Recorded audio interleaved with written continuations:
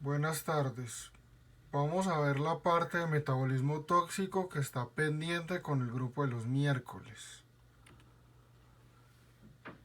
Lo primero que debemos tener en cuenta son cambios en la farmacocinética. Cuando tengo una dosis mayor de la habitual o cuando tengo cambios en la eliminación del medicamento, este se puede acumular y puedo tener un daño o puedo tener toxicidad. Si hay una sobredosis, va a aumentar la absorción, aumenta la cantidad de medicamento que llega al plasma, aumenta la cantidad de medicamento que llega a los tejidos, se acumula en los tejidos como en un compartimento y el paciente puede tener toxicidad. También puede ocurrir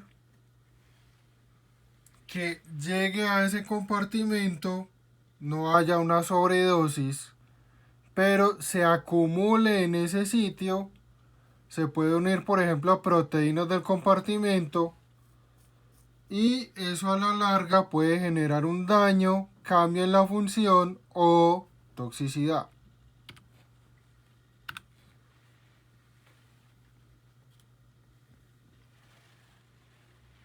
También al cambiar la depuración, recuerden, depuración es lo mismo que eliminar. Si yo modifico la depuración, elimino menos medicamento y tengo riesgo de que se acumule y genere un daño, toxicidad. Puede pasar que haya un cambio en el metabolismo hepático. Entonces recuerden, por ejemplo, los inhibidores de citocromo, el jugo de toronja, antibióticos, medicamentos de VIH. Menos metabolismo, más medicamento, más en la sangre, más en tejidos, toxicidad. En el caso del riñón, si hay un daño renal, se disminuye la filtración glomerular, puedo tener menos eliminación, toxicidad. O si tengo varios medicamentos compitiendo por los transportadores que efectúan la secreción tubular. Entonces recuerde que los principales son los OAT, transportador de aniones orgánicos. Dan muchas interacciones con varios medicamentos, riesgo de toxicidad. Lo otro que puede ocurrir es que ese medicamento en sobredosis o esa sustancia en sobredosis tenga reabsorción.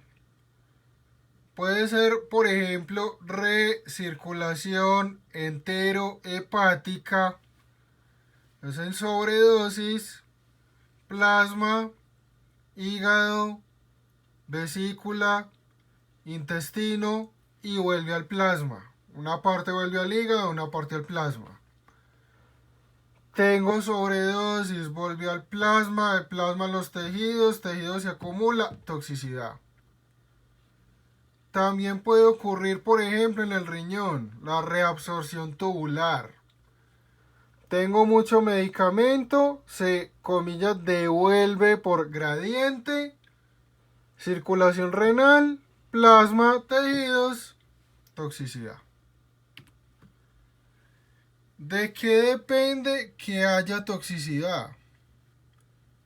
Entonces depende de la sustancia como tal, qué tan tóxica es, características, a qué receptores o proteínas se une, qué tejidos puede dañar, qué tan liposoluble es, a cuántos sitios llega, qué tanto se puede acumular o no. Entonces depende de las propiedades de la sustancia. Segundo, depende de la cantidad, mayor riesgo de daño. Tercero, depende del tiempo en el cual el paciente se está exponiendo. No es lo mismo una exposición puntual de una sola vez a una exposición repetida por mucho tiempo. Ahí tengo más riesgo de daño. Eso, sin embargo, depende también de características de la sustancia. Entonces, ejemplo, un hidrocarburo aromático, que se llama benceno. Ese, por ejemplo, están los solventes de laboratorio, solventes o reactivos de laboratorio. Exposición crónica, altera el nervio óptico y cambia la visión y puede dañar nervios periféricos. Exposición aguda una sola vez, si el paciente tiene la predisposición, va a tener una variación en el metabolismo que hace que forme metabolitos tóxicos. Se puede exponer una sola vez, forma esos metabolitos tóxicos y eso puede causar a largo plazo una leucemia. No es habitual, pero puede ocurrir.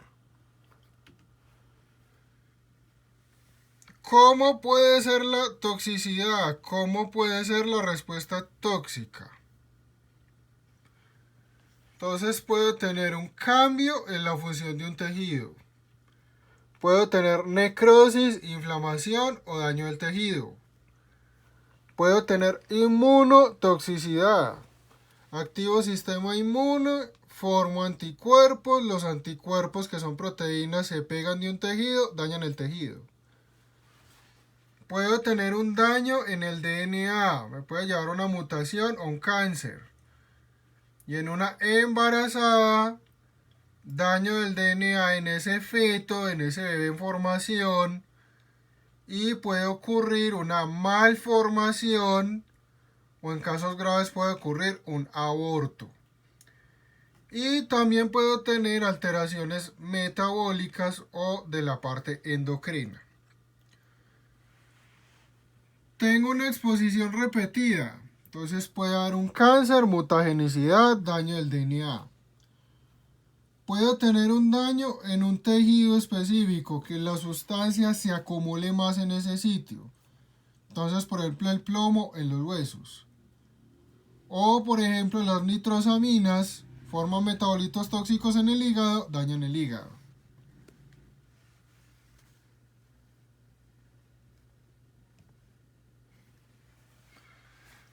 Cambia la función de un tejido o un órgano. Entonces, ejemplo, medicamentos antiarrítmicos. Los antiarrítmicos son tratamiento de arritmias.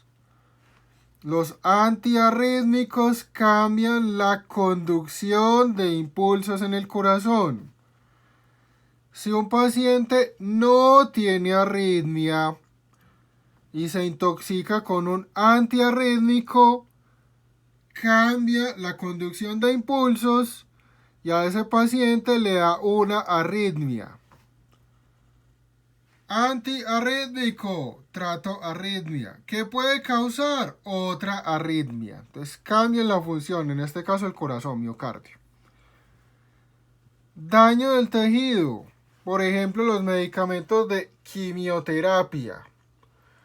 Los medicamentos de tratamiento de cáncer pueden producir una necrosis de un tejido alrededor del cual se administran o se aplican. Eso ocurre cuando el medicamento no está bien diluido, se pasa muy rápido o se sale del vaso en el cual se está aplicando.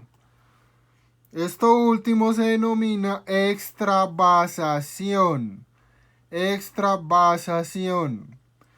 Salió de ese vaso, entró en contacto con la piel y tejido circundante y genera necrosis, genera daño. Inmunotoxicidad.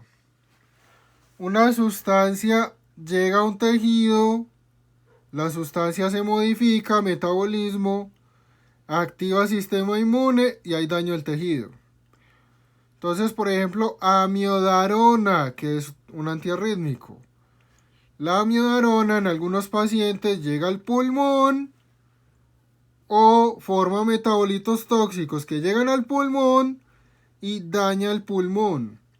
Eso se denomina fibrosis pulmonar. Es un cuadro raro, pero es un cuadro grave. Entonces ahí tengo un daño por sistema inmune.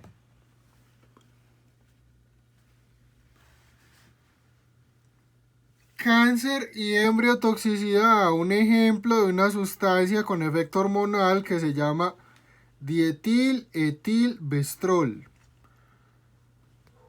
Una paciente en edad reproductiva se expone a esa sustancia, tiene riesgo de un cáncer a futuro. O en el caso de una paciente embarazada que se expone a esa sustancia, va a generar malformaciones en el útero de la bebé, el feto femenino, si es el caso en ese embarazo. Entonces puedo tener cáncer de útero para la mamá o la paciente que se expuso, y puedo tener un daño o cambios en el útero para un feto de sexo femenino, llamémoslo así, que tuvo exposición a esa sustancia. Alteraciones endocrinas. Entonces, ejemplo, un medicamento que se usa como antiprotozoario para matar ciertos tipos de parásitos, especialmente para una enfermedad que se llama enfermedad de Chagas. Eso lo van a ver en micro. Esa pentamidina daña el páncreas. Primero, inflama el páncreas. Al inflamar el páncreas se libera la insulina almacenada y ese paciente tiene hipoglicemia. Luego, como se dañan todas las células beta, no se produce más insulina y ese paciente, como no tiene insulina, termina con una diabetes. En este caso será una diabetes tipo 1.